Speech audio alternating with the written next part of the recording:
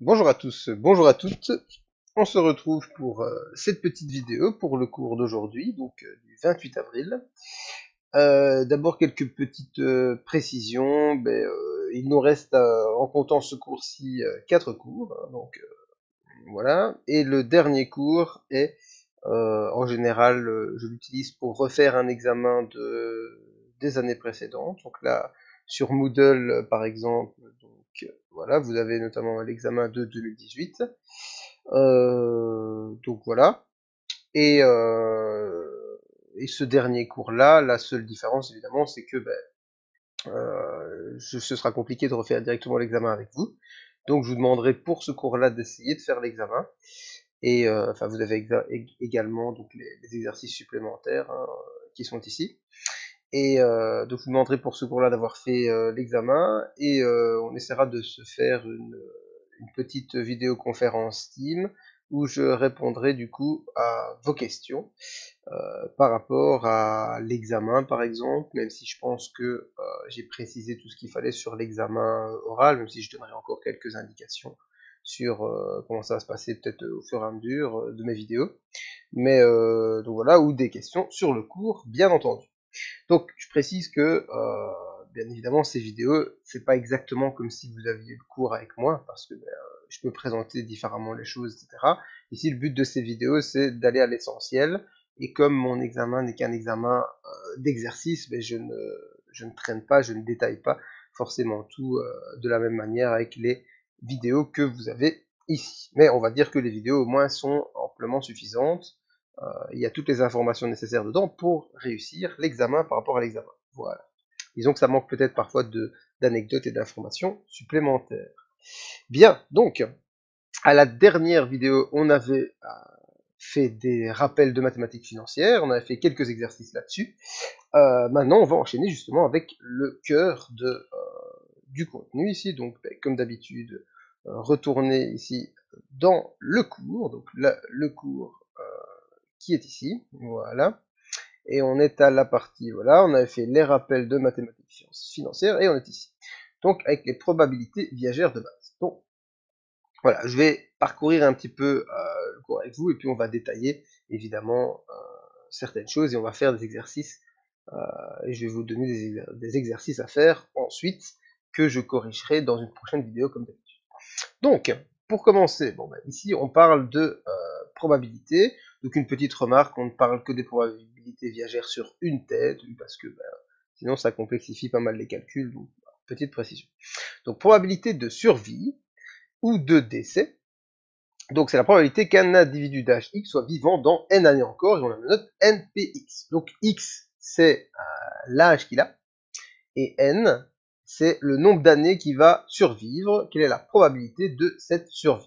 Donc déjà, je comprends bien que ce dont on parle ici, ça peut sembler un peu spécial, puisqu'on dit les chances que quelqu'un survive, etc., ça peut paraître un peu morbide, mais au final, les assurances en cas de vie, en cas de décès, c'est ça le principe. Donc, il faut imaginer qu'on travaille simplement avec des chiffres dans ce cas-ci, mais c'est sûr que quand on travaille réellement avec quelqu'un, ça prend tout de suite une autre connotation. Donc, NPX, voilà, c'est une notation. Donc, je vais quand même noter certaines choses sur PowerPoint. Je vous donnerai le PowerPoint. Hein. Oui, je vous le mettrai dans le cours. Ne considérez pas que le PowerPoint est un résumé. Hein. Le cours est déjà un résumé, mais on va dire que le PowerPoint, ça me permet de noter les choses correctement. Voilà. NPX, donc c'est la probabilité qu'une personne d'âge X soit encore en vie N années plus tard. Voilà. C'est mon NPX avec le N et le X qui sont en indice. Donc je le fais ici, je le ferai peut-être pas tout le temps parce que c'est lourd à chaque fois sur PowerPoint d'aller comme ça. Mais bon, voilà, on a le NPX. Voilà. Ensuite, on a le NQX qui a ça, c'est l'inverse, hein, c'est la probabilité de décès, donc c'est la probabilité qu'un individu d'âge X soit décédé, par contre, lui, N années plus tard. Donc ici, je peux tout simplement faire un copier-coller la magie de PowerPoint, hein, comme vous le savez. Sauf que cette fois-ci, je change le P en Q. Et bien sûr, lui, il va me le changer. Ah oui, je sais comment faire. Voilà. Voilà, comme ça, je mets le Q d'abord, et puis j'enlève le P. Voilà, comme ça, soit décédé. N années plus tard. Voilà. Donc là, on a ces deux probabilités-là. À savoir que, bah, du coup, forcément, si vous additionnez les deux, donc là, je note pas les indices, hein, mais vous le savez, npx plus nqx égale 1. Si vous vous souvenez dans nos proba, ce sont des probabilités complémentaires, c'est-à-dire qu'elles se complètent, forcément, puisqu'il y a une des deux qui est, enfin, c'est-à-dire les deux probabilités finales, ça forme une partition, puisqu'on sait que forcément, il y a une des deux qui se produit, d'accord? Une personne va forcément soit être encore en vie plus tard, soit elle va être décédée, donc la somme des deux probabilités vaut 1. Voilà. À savoir que tous ces trucs que toutes ces notations que j'introduis ici, ça se retrouve notamment sur les tables de mortalité, et donc ces tables-là, je vais les détailler également un peu plus tard. Voilà. Donc on a ici ceci, voilà, et du coup, ben justement, les tables de mortalité. Ben, je vais vous les montrer quand même immédiatement. Alors, il n'y a pas de table de mortalité qui est directement donnée. Vous pouvez regarder dans le syllabus, ça met un lien vers vers un site. J'avoue que j'ai pas vérifié récemment si ça fonctionnait. Par contre, vous pouvez tout simplement les prendre dans l'examen puisque je les fournissais à l'examen. Ah oui, précision, c'est vrai que d'habitude, l'examen se fait sans le cours. Ici, l'examen, comme il est oral, vous avez le droit d'avoir le cours avec vous. Maintenant, c'est sûr que moi, quand je vous pose une question, j'attends pas à ce que vous mettiez 10 minutes à regarder ce qui se passe dans le cours avant de répondre. Voilà, petite précision. Donc, voilà l'examen. Et donc là, on a table de mortalité. Je vais d'abord vous montrer les tables de vie, puisque c'est la table R, table de vie. Et donc, vous voyez que là, X, c'est le nombre d'années. Hein, c'est le même X, c'est l'âge des gens. C'est le même X qui est ici. On utilise le même code que pour les tables, bien évidemment. Et maintenant, on a ici les différents noms de colonnes, ici, que vous avez dans votre tableau. Et vous avez ici d'ailleurs le PX et le QX, sachant qu'il n'y a pas de N devant. Tout simplement parce que ici, comme c'est PX et QX, c'est simplement pour une année plus tard. Donc en gros, c'est la probabilité d'être toujours en vie une année plus tard. Donc par exemple, la première valeur qui est ici, 0,999539, mais c'est la probabilité qu'une personne de 0 ans, donc une personne qui vient de naître, soit toujours en vie à 1 an. Idem, le QX, c'est un an plus tard, donc la probabilité qu'une personne de 0 ans soit décédée à l'âge d'1 an, c'est 461. Enfin, 0.000461. Et ainsi de suite. Donc là, la seule différence par rapport à ce que je viens d'expliquer, c'est que c'est comme si vous aviez n égale 1. Donc c'est un px et un qx, c'est la probabilité d'une année plus tard. Mais alors forcément, vous pouvez calculer à partir de là la probabilité qu'une personne de 0 ans soit toujours en vie 10 ans plus tard. Il suffit évidemment de multiplier les probabilités, puisque elle doit être en vie de 0 à 1 an. Donc cette probabilité-là, et elle doit rester en vie de 1 à 2, donc multiplié par cette probabilité-là. Donc par exemple, la probabilité qu'une personne de 0 ans soit toujours en vie à l'âge de 10 ans, c'est les 10 premières probabilités qui sont multipliées. Donc 1, 2, 3, 4, 5, 6, 7, 8, 9, 10. On les multiplie tous et on a la probabilité d'être encore en vie. Donc là, c'est pour ça aussi qu'on a vu tous ces calculs de probabilité, c'est pour que vous puissiez les appliquer dans un tableau, dans ce tableau-ci, dans cette table. Le reste ici, je vais le détailler au fur et à mesure, hein, donc avec le cours. Donc, on a une table en cas de vie et une table en cas de décès. Donc comme vous les avez toutes les deux ici, hein, ici c'est les tables en cas de vie, les tables R. Et puis vous avez les tables en cas de décès, voilà, les tables K. À savoir que ça change un tout petit peu le nom des colonnes, ici table R à table K. Et pour précision, autrefois, on avait des tables pour les hommes et pour les femmes, donc une table de vie R pour les hommes et pour les femmes, une table de K pour les hommes et pour les femmes, mais en raison que c'était, enfin pardon, c'est pas très français, à cause d'un problème d'égalité des sexes, donc pour être sûr que de ne pas faire de discrimination sur le sexe, on a choisi de mettre une seule table pour les deux sexes, en sachant que, bien évidemment, on a fait la moyenne des deux tables, Et ça, de nouveau, c'est un grand principe qui... pourtant, moi, je suis féministe, je ne suis pas spécialement d'accord avec ce principe-là, puisque les statistiques nous disent simplement que les femmes vivent plus longtemps que les hommes. Donc, c'est pour moi logique que ça apparaisse dans des tables. Mais bon, on ne va pas faire de politique ici. Vous pourrez me donner dans les commentaires ou bien dans les questions de cours votre avis là-dessus. Mais bon, toujours est-il que maintenant, on ne fait plus de discrimination selon le sexe et les tables sont les mêmes pour les deux sexes. Ah oui, dernière précision, vu que les femmes vivaient plus longtemps que les hommes, c'est au final à l'avantage des hommes et au désavantage des femmes le fait qu'on ait qu'on ait mis les tables en commun pour faire la moyenne des deux. Voilà. Bien, donc on a ici du coup, on introduit le LX, et le LX c'est quoi? C'est le nombre de personnes qui sont censées arriver à un âge X sur une base de 1 million d'habitants. C'est-à-dire que si vous regardez la table, vous voyez que le premier LX en 0, c'est 1 million d'habitants. On considère que ces tables sont basées sur 1 million d'habitants à l'âge 0. Voilà. Et ensuite, si vous regardez plus tard, c'est le nombre de personnes encore en vie à cet âge-là. Donc, à 20 ans, par exemple, on a encore 990 187 personnes en vie. Ce qui veut dire qu'on a eu 1 million moins 990 187, on a eu du coup environ 10 000 décès. Voilà.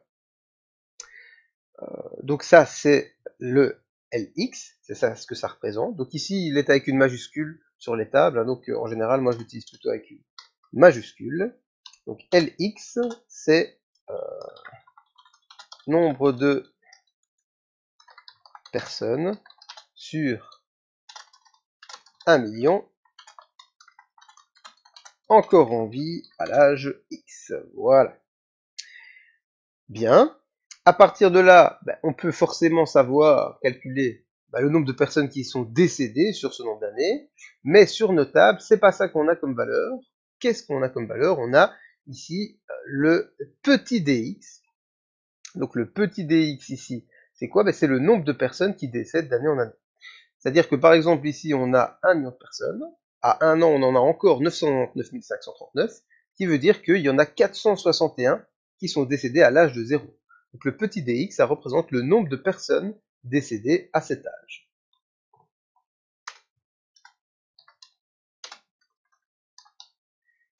Dx, c'est le nombre de personnes décédées à l'âge X. Voilà. Donc, on a ceci, et pour le grand dx et le grand nx, je les détaillerai un peu après, au fur et à mesure de la vidéo, puisque vous allez voir, ils vont apparaître automatiquement par certains calculs. À savoir que le taux qui est utilisé pour les calculs, notamment pour le grand dx et le nx, comme vous allez voir, c'est 4,75%. Donc à savoir que c'est pas forcément le taux qui est toujours utilisé, bien évidemment, mais c'est un taux de base pour les calculs des tables, et donc c'est ce taux-là qui va toujours être utilisé. Ce qui veut dire que si je ne précise rien en termes de taux, c'est forcément celui-là, et de toute façon, pour les calculs qu'on va faire d'assurance en cas de vie, en cas de décès, ce sera toujours ce taux-là, puisque c'est celui-là qui est utilisé pour le tableau. Et le V qui dépend également du taux, mais vous allez voir également juste après. Bien. Donc, on a ça, voilà. Voilà, donc dx forcément c'est lx moins lx plus 1. Oui, c'est logique, hein, si vous regardez pour avoir un dx ici, le nombre de personnes décédées à l'âge de 6 ans, 473, ça veut dire que si on prend le nombre de personnes encore en vie à 7 ans, L7 moins L6, ça donne le nombre de personnes décédées à l'âge de 6 ans. Donc, L7 moins L6 égale D6. Voilà. Et c'est ce qui est écrit ici dans le cours. Voilà. Ensuite, en ce qui concerne la probabilité, et là c'est plus intéressant, le NPX peut être calculé comme ceci. Donc NPX c'est Lx plus n sur Lx. Voilà. Alors, je vais l'écrire, hein, donc NPX. Voilà. Et là je vais mettre une équation, voilà, une fraction. Donc c'est Lx plus n sur Lx. Alors, qu'est-ce que ça veut dire? Donc, toujours évidemment les x plus n ici en indice. Hein, donc, voilà, je le fais pas tout le temps, mais bon, parce que ça me prend du temps inutilement sur PowerPoint. Voilà, comme ceci. Voilà, Lx plus n sur Lx. Du coup, on voit même plus le plus à cause de ça. Donc, vous savez quoi? Je vais enlever les indices. Vous savez qu'il y a les indices. Et puis voilà. Voilà, Lx plus n sur Lx. Donc, qu'est-ce que ça veut dire? Ça veut dire qu'on prend le nombre de personnes qui sont encore en vie à l'âge x plus n et on divise par le nombre de personnes qui étaient en vie à l'âge Lx. D'accord? Ce qui veut dire qu'on a la proportion de personnes encore en vie à l'âge x plus n par rapport à ceux qui étaient encore en vie à l'âge Lx. Et ça nous donne donc là la proba, comme on l'a dit ici, qu'une personne d'âge x soit encore en vie n années plus tard. Ce qui veut dire que ces npx, ils sont calculés sur la population. On regarde statistiquement ceux qui sont encore, le nombre qui sont encore en vie, on divise par le nombre qu'il y avait au départ, et ça nous donne du coup la probabilité qui est ici.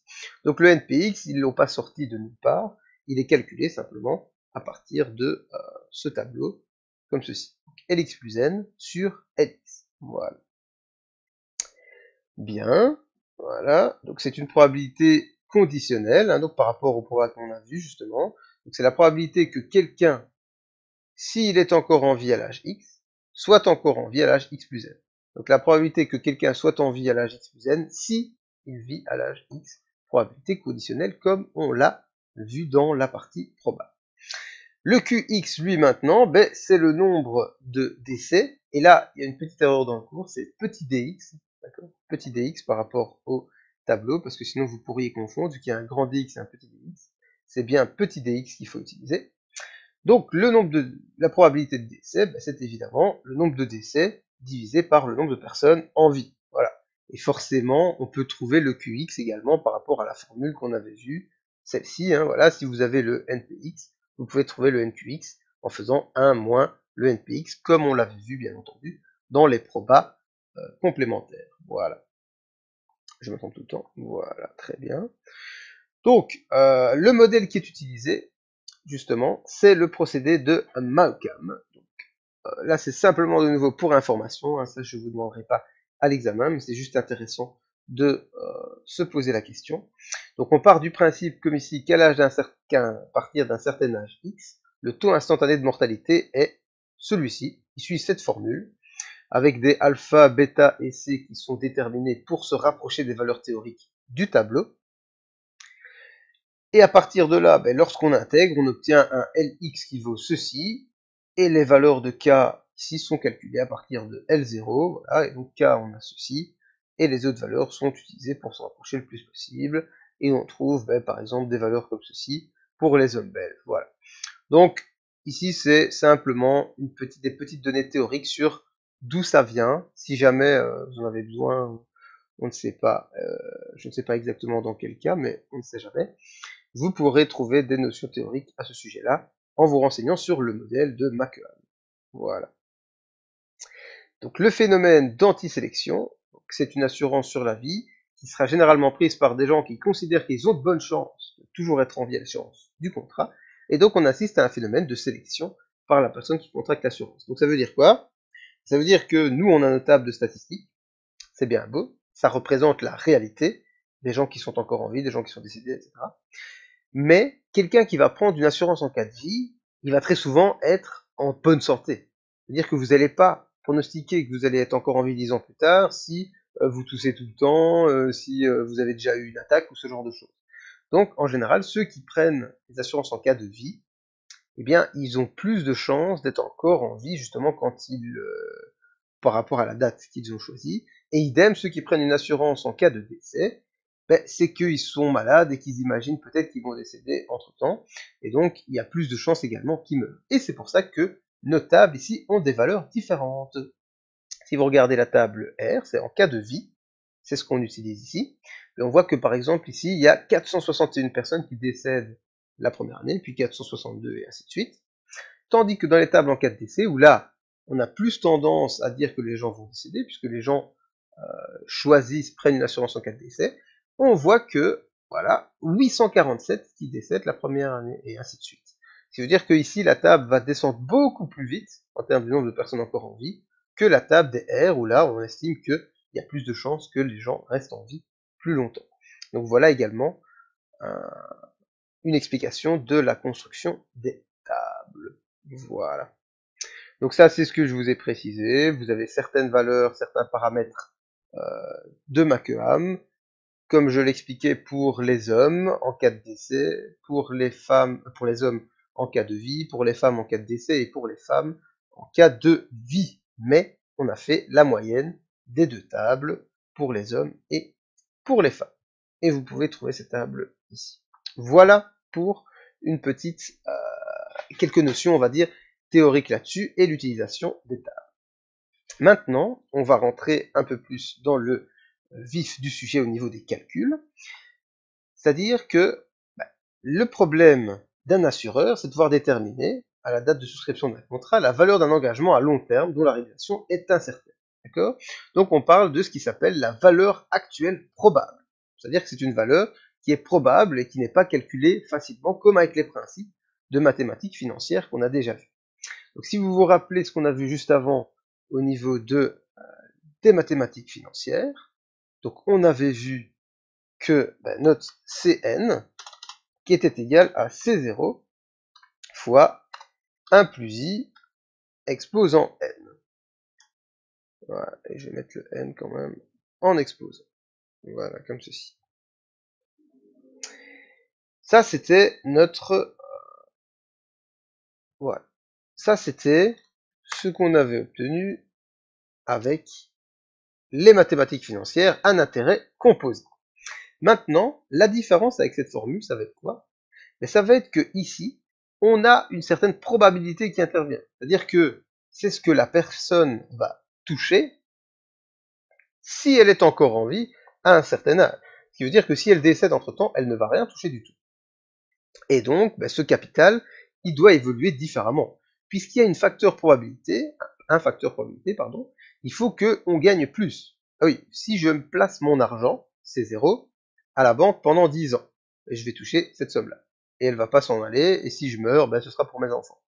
Si maintenant je fais une assurance en cas de vie, je vais placer la même somme, mais forcément j'ai envie de toucher plus que si j'avais juste mis l'argent en banque, puisque il y a une part de probabilité qui fait que je ne toucherai peut-être pas cet argent si je meurs avant. Ce qui fait que ma formule ici est modifiée, pardon, voilà, et on a la même formule qu'avant, mais on rajoute un P ici, une probabilité, d'accord? Et cette probabilité, elle va être égale à quoi? Eh bien, elle va être égale à, voilà, assurance en cas de vie. Voilà, je vous laisse de nouveau lire les petits détails ici par vous-même, opération viagère, etc. Donc on est dans le cas d'un capital différé, elle va être égale à Lx sur Lx plus N. Voilà, donc c'est-à-dire que ici, voilà, je vais multiplier ça. Donc ici, avec la probabilité, donc ça je vais quand même préciser que c'était la formule de l'intérêt composé. Ici, avec la probabilité, ça devient Cn qui est égal à C0 fois 1 plus I exposant N. Voilà, hop. Voilà. J'enlève l'exposant. Fois une fraction, donc, qui va être égale à Lx plus N. Non, pardon, Lx sur Lx plus N. Voilà. Donc le Lx sur le Lx plus N. Qu'est-ce que ça représente, ça? Si vous regardez ce qu'on avait noté ici, c'est NPX, c'est Lx plus N sur Lx. D'accord? Donc NPX, c'est la probabilité d'être encore en vie après N années. Donc ici, c'est l'inverse de la probabilité d'être encore en vie, puisque ici, vous voyez que c'était Lx plus N sur Lx, ici c'est Lx sur Lx plus N. Pourquoi? Tout simplement parce que Lx, c'est le nombre de personnes en vie à l'âge x, et on divise par Lx plus n, donc par le nombre de personnes encore en vie à l'âge x plus n. On peut écrire la formule différemment pour mieux comprendre d'où ça vient, hein, pour vous montrer que je ne la... cette formule-là, elle vient pas comme ça du hasard. Hein, donc, on a Cn fois Lx plus n, qui est égal à, du coup, C0 fois 1 plus i exposant n,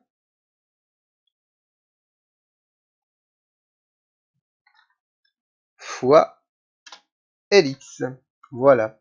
Ce qui veut dire qu'on multiplie ici la valeur du capital au moment n par le nombre de personnes qui sont encore en vie à l'âge x plus n, tandis que ça va être égal au capital 0, évidemment capitalisé, parce que ça, la capitalisation, on est toujours obligé de la faire. Comme en mathématiques financières, c'est pas quelque chose qui vient de nulle part.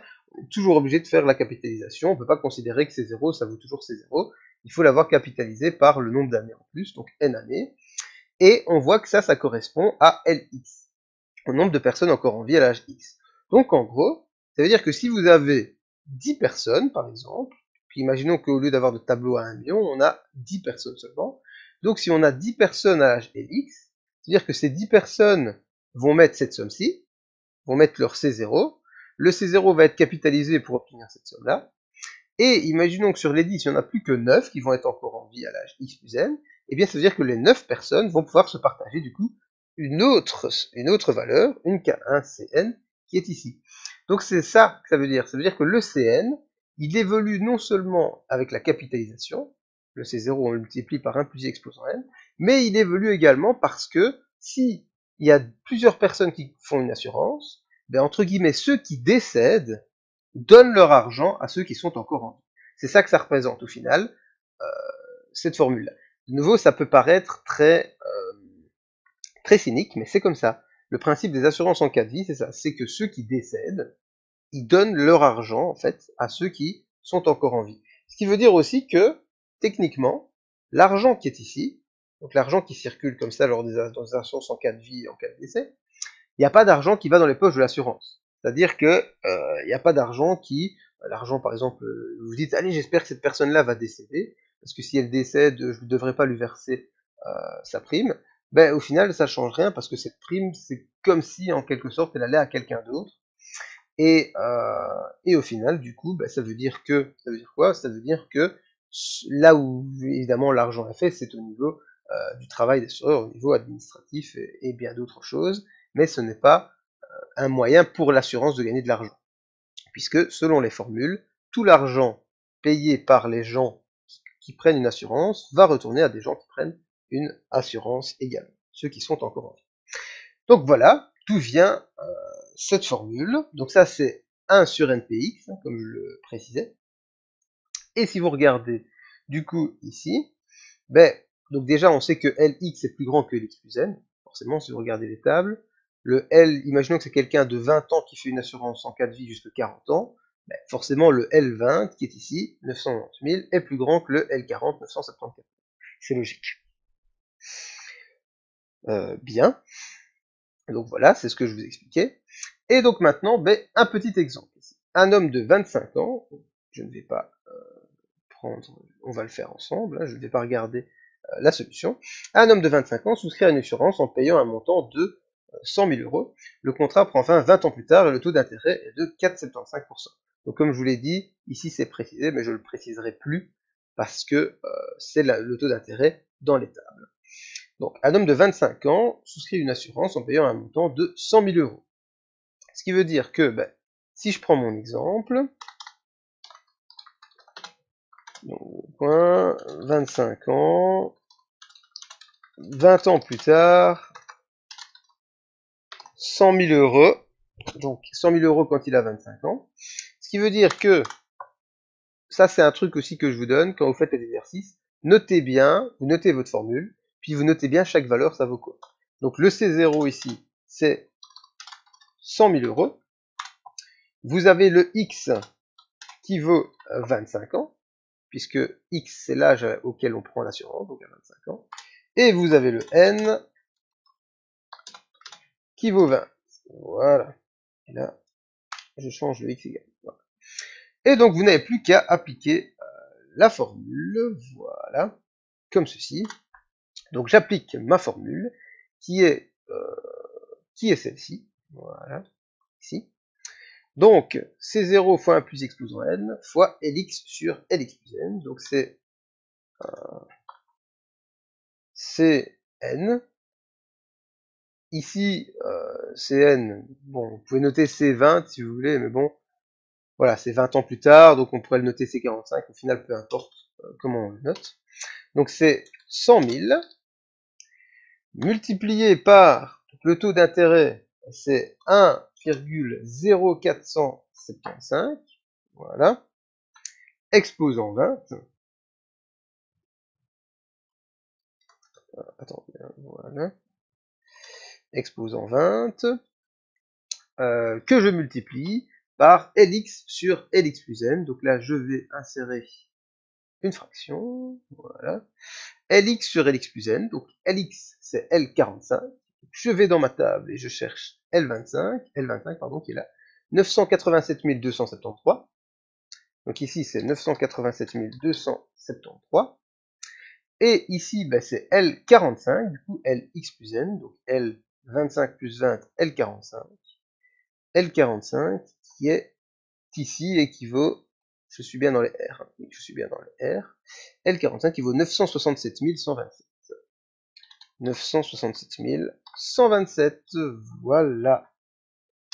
Et tout ça va être égal à, je mets le 20 en explosant, bien entendu, va être égal à, ben, de nouveau, calculatrice. Voilà, donc on a 100 000 fois 1,0475 exposant 20, voilà. Sachant que si j'avais juste fait ça, j'obtenais 252 976. Donc ça veut dire que si ce n'est pas une assurance en cas de vie, mais juste un placement à un taux d'intérêt de 4,75%, on obtient 252 976 euros. Mais comme je fais une assurance en cas de vie, je peux toucher encore plus, c'est-à-dire fois 987 273 divisé par 967 127, et ça nous donne 258 246, 58 246,46 euros. Voilà. Et voilà. Donc comme vous pouvez le voir, ben, voilà, ça a augmenté un petit peu la somme. Je vérifie mon calcul. Ok, ça me semble correct. Et voilà donc un simple calcul de capital différé. Donc là, on parle bien de capital différé. C'est-à-dire que je mets une certaine somme d'argent au temps zéro et je vais toucher une certaine somme d'argent n années plus tard. Voilà, tout simplement. Dans ce cas-ci, dans l'exemple, 20 ans plus tard. Ça n'a rien à voir avec les rentes viagères qu'on verra par la suite, où on touche de l'argent tous les ans, pendant tout le temps où on est en vie, on touche de l'argent. Et ici, par contre, c'est juste une question de je mets de l'argent, et si je suis encore en vie X années plus tard, je touche l'argent, et puis voilà. Ok, donc on en est là, voilà l'exemple qui est ici. Voilà, et donc comme je l'avais dit, on aura un capital final de 258 246. Voilà, et là, dans le cours, on a également calculé le taux de placement équivalent, c'est-à-dire que pour comparer, donc quel taux il faudra avoir en banque pour avoir 258 000. Et donc ça veut dire qu'on aurait un taux de 4,86% au lieu de 4,75. Donc le fait de prendre une assurance en cas de vie correspond à une augmentation du taux d'intérêt, en quelque sorte. Mais ça, sinon, voilà, c'est juste pour comparer ce que ça donnerait, le taux d'intérêt, je ne vais pas insister là-dessus. Donc, maintenant, prime unique. Donc la prime unique, c'est quoi? C'est le montant de la prime à verser afin d'essayer de savoir combien on va toucher n années plus tard. Donc là, c'est le calcul inverse. C'est-à-dire que là, on avait la formule comme ceci. Voilà, enfin pardon, comme ceci, voilà. Et maintenant, je veux savoir quel va être le C0 si je veux toucher Cn après un certain nombre d'années. Et donc ça correspond à un calcul de prime unique. Si vous voulez, c'est pas beaucoup plus compliqué, parce que là, je pars avec ceci, voilà. Et là, je vais tout simplement effectuer l'opération inverse, c'est-à-dire que le C0, il va être égal à quoi? Il va être égal à Cn. Pourquoi? Parce que je fais tout passer de l'autre côté. Hein. Je divise par 1 plus i exposant n, donc ça va faire 1 plus i exposant moins n. Ça change l'exposant, hein. D'accord? Voilà, puisqu'un exposant négatif, ça veut dire que c'est au dénominateur. Hein, donc 1 plus i exposant moins n, c'est la même chose que 1 sur 1 plus i exposant n. Fois ici, forcément, vu qu'on fait tout passer de l'autre côté, fois l'inverse, fois L x plus n divisé par Lx. Et ça nous donne la prime unique en fonction de la valeur de Cn. Mais vous aurez de toute façon des exercices là-dessus également. Et vous avez un exemple qui est de nouveau détaillé dans le cours. Voilà. Quoique, ici, vous avez un exemple ici. Voilà, quelle est la prime unique que doit payer une femme de 30 ans pour que dans 20 ans, si elle est encore en vie, elle reçoive 100 000? On applique la formule, c'est-à-dire que elle va recevoir 100 000 multiplié par 1,0475 exposant moins 20, d'accord, exposant moins n, donc exposant moins 20, fois Lx plus n sur Lx, fois donc L50 sur L30, et ça va nous donner ceci comme valeur. Voilà. Donc là, j'ai pas détaillé cet exemple-là, mais de toute façon, vous aurez un exercice là-dessus et je corrigerai les exercices avec vous également. Donc là-dessus, on a le NEX maintenant. Donc le NEX, c'est quoi? C'est la prime unique pour assurer un capital de 1 euro. Pourquoi est-ce qu'on fait ça? Tout simplement parce que ça va faciliter les calculs. Donc, par la suite, on va avoir besoin de tout ça, donc je l'introduis maintenant. Ça peut vous sembler inutile, vous allez dire, mais il y a beaucoup de lettres, on rajoute plein de lettres, c'est compliqué. Mais c'est simplement pour justement faciliter l'écriture par la suite. Parce que si je fais pas ça, je vais devoir mettre tout le temps dlx plus n sur lx, d1 plus i exposant moins n, etc. Et donc déjà, la première lettre, c'est v, qui est égale à 1 plus i exposant moins 1. Donc v, c'est quoi? Ici, vu que j'ai i égale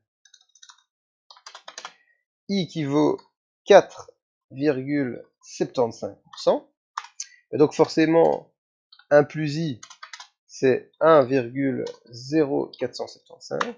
Et le V, du coup, c'est 1 plus i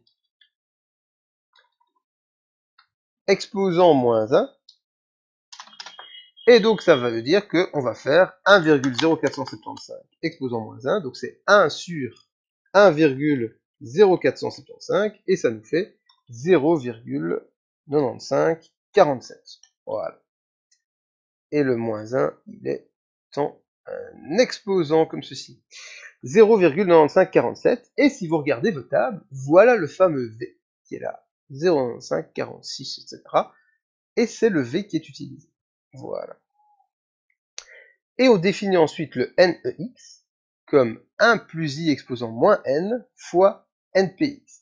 C'est-à-dire que si vous regardez la formule du C0 qui est ici, on a 1 plus I exposant moins N, c'est V, exposant N, fois Lx plus N sur Lx. Lx plus N sur Lx, c'est NPX.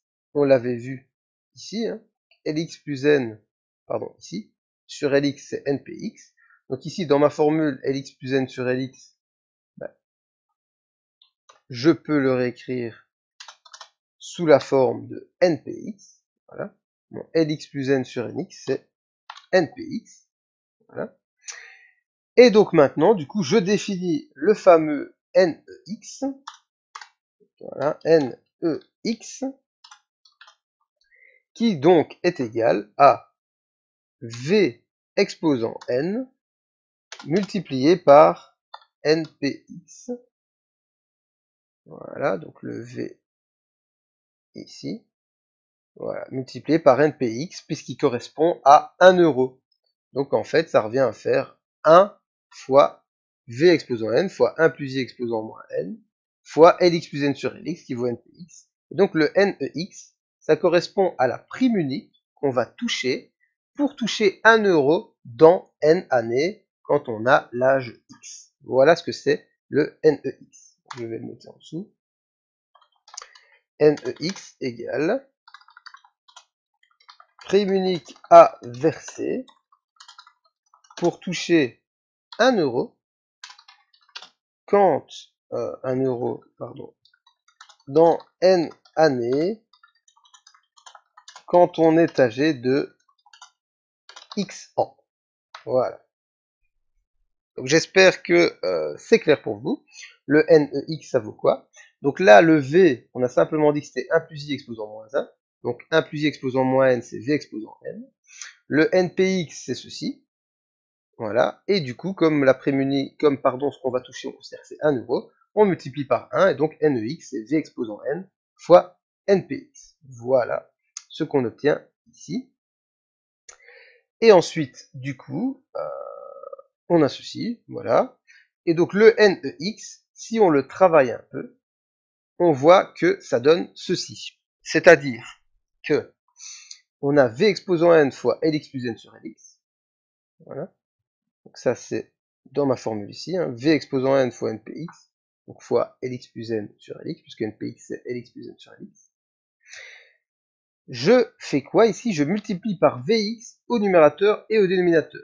Ça veut dire que je fais la même opération au numérateur et au dénominateur, c'est-à-dire que je multiplie par 1, puisque Vx sur Vx, c'est 1. Donc c'est comme si je multipliais par 1. Vous allez me dire pourquoi on multiplie par 1? Ça n'a aucun sens. Mais on multiplie par 1 pour faire apparaître les Vx, parce qu'on va les utiliser. Du coup, on a ici V exposant N fois V exposant X, que l'on va faire... Voilà.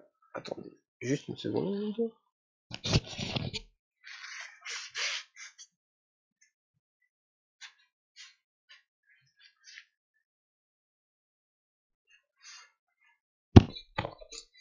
Donc le Vx fois v exposant X fois V exposant N, qui donne Vx plus N. Donc on additionne les exposants, c'est une propriété des exposants. Le tout divisé par Vx fois Lx, et on a Vx plus N fois Lx plus N. Et du coup, on définit le grand D, ici, qui vaut V exposant X fois Lx. Donc là, voilà, nouvelle diapositive. Je définis ici le grand dx, qui est égal du coup à V exposant X fois Lx. Voilà, comme ceci. Et ce grand D, c'est le grand D qui se trouve ici, dans les tables ici. Voilà. Et donc là, par exemple, vous voyez qu'on a ici 954 213,84. Et donc là, par exemple, si je fais le calcul, donc je prends V exposant X fois Lx. V exposant X, c'est 0,9547 fois le Lx correspondant, donc fois 999 539, et j'obtiens 954 259. 213, c'est peut-être parce que j'ai pas été assez précis au niveau de mon V, je suis désolé. Donc 954 213, ça me donne bien le grand Dx, et donc ça, c'est une nouvelle colonne du tableau qui apparaît ici. Alors, qu'est-ce que ça représente? Mais ça représente rien. Ça ne représente rien de spécial, ça ne veut rien dire. C'est juste qu'on va l'utiliser pour plus de facilité de calcul. Et donc, je suis obligé de vous l'introduire. Je sais bien que c'est compliqué, ça fait plein de lettres qu'on rajoute. C'est juste que quand j'ai quelque chose, je le remplace par une lettre pour que ce soit plus facile par la suite pour les rentes viagères. Voilà. Mais les rentes viagères, du coup, on va pas le faire tout de suite. On fera ça la fois prochaine. On fera les rentes viagères la fois prochaine, ainsi que on commencera les assurances en cas de décès. Et puis la fois suivante, du coup, je terminerai les assurances en cas de décès et je ferai les assurances mixtes, qui ne sont pas très compliquées, les assurances mixtes. Et du coup, il nous restera comme ça le dernier cours pour les questions. Et pour le dernier cours, je vous demanderai d'avoir essayé d'avoir fait l'examen. Voilà. J'aime bien d'être là. Normalement, quand vous faites l'examen, j'aime bien d'être là parce que je peux répondre directement aux questions. Et donc, c'est beaucoup plus efficace. Mais malheureusement, je ne pourrai pas. Donc, ça veut dire que pour l'examen, pour le dernier cours, pardon, essayez vraiment d'avoir fait l'examen de 2018. Essayez vraiment au moins, à partir de ce qu'on aura vu, vous en serez tout à fait capable, et comme ça vous aurez des questions précises à me poser. Mais du coup, en attendant, je vais vous donner les exercices à faire pour le cours d'aujourd'hui, donc qui sont sur les capitaux différés. Voilà. Donc, je prends ma feuille d'exercice. Voilà. Donc, j'ai ici 5 exercices. Voilà, que je vais vous noter ici. Donc, en capital différé,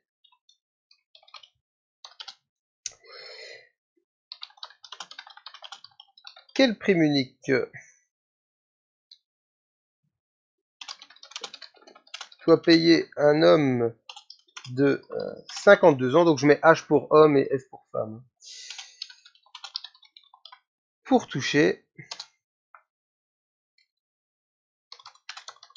300 000 euros s'il est encore en vie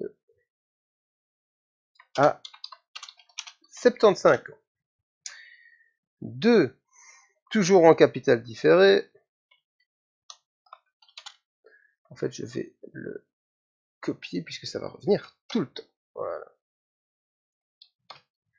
En capital différé, combien touchera une femme de 20 ans ayant versé 50 000 euros si elle est encore en vie à 38 ans. Ensuite, en capital différé,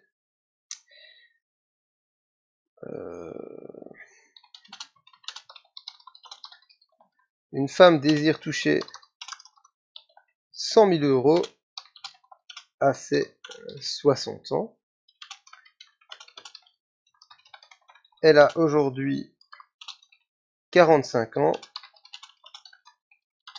mais ne possède pas la somme.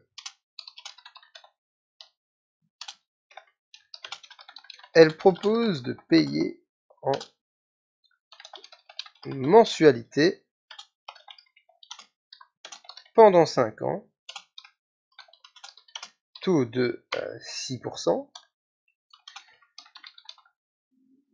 Combien paiera-t-elle chaque mois? Voilà. Ensuite, toujours en capital différé, un homme de 30 ans verse 20 000 euros par an pendant 6 ans. Combien touchera-t-il s'il est encore en vie à 50 ans? Et enfin,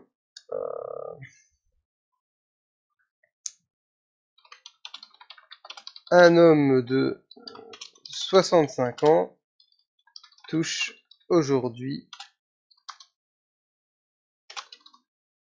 200 000 euros. Il avait versé plusieurs années auparavant 106 251,0462 euros.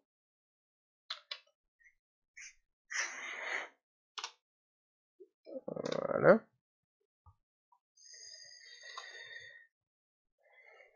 Voilà. Pour bénéficier de cette somme, s'il restait en vie. Voilà. Très bien. À quel âge a-t-il souscrit son assurance?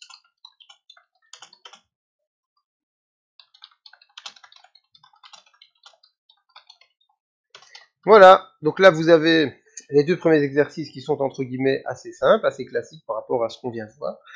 Ensuite, vous avez le 3e où là je fais intervenir des mensualités, donc je fais intervenir ce qu'on a vu comme rappel des mathématiques financières, parce que ce qu'on voit c'est pas pour faire joli évidemment, on l'utilise par la suite. Le 4, pareil, on utilise ce qu'on a vu avec les annuités. Et enfin, le 5 est un petit peu différent parce que là, vous connaissez les deux valeurs, vous savez combien il touche et vous connaissez sa prime unique. À vous de voir à quel âge il a souscrit son assurance. À vous de réfléchir un petit peu. Le 5 est un petit peu plus, demande un tout petit peu plus de réflexion. Donc voilà, là-dessus, je vous souhaite bon travail pour ces exercices. De nouveau, comme la fois dernière, vous aurez la solution de ces exercices en cours de semaine. N'hésitez pas à me contacter si vous avez des problèmes, de préférence par le forum, mais si vraiment c'est compliqué, envoyez-moi un mail. Bien, si vous voulez qu'on parle en réel, vous pouvez aussi m'envoyer un mail pour me demander si vous ne comprenez vraiment pas grand-chose à certaines parties.